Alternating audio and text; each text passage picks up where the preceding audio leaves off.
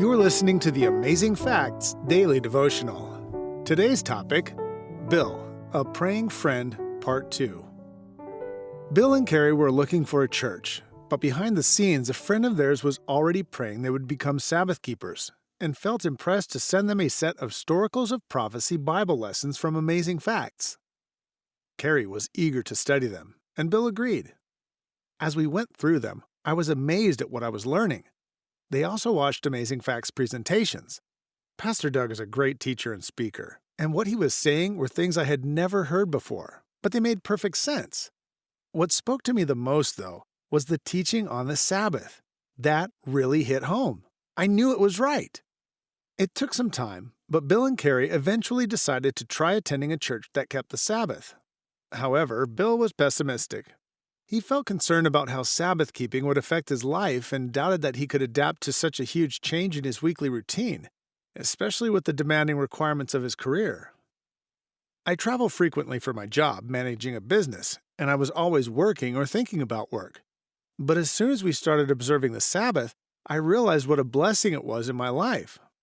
The Sabbath taught me to set aside work for one day and focus on God and my family. I discovered that I have been able to do more with the 6 days than I could ever do with 7. And Bill realized he'd found the last piece he'd been searching for. I finally felt at home in a church.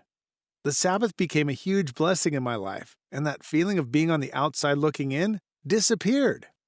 Next to the Sabbath, Bill considers what Pastor Doug shared about tithing to have the biggest impact on his life. To me, tithe and the Sabbath are tied together. Just as I now accomplish more in 6 days because I set aside the Sabbath to spend with God, I receive more monetary blessings as I tithe faithfully. Bill and Carrie are active in their church. Bill teaches a Sabbath school class and was recently asked to preach a sermon. I've gone from an infant on baby food to helping feed others with solid food, Bill explains. Reflect. Have you discovered the blessing of returning tithe? It's a way to put God first in your life. You can never outgive the Lord. Watch how He blesses your faith. Our key Bible text today comes from 1 Peter chapter 2, verses 2 and 3. As newborn babes, desire the sincere milk of the word, that ye may grow thereby. If so be, ye have tasted that the Lord is gracious. Thank you for listening to the Amazing Facts Daily Devotional.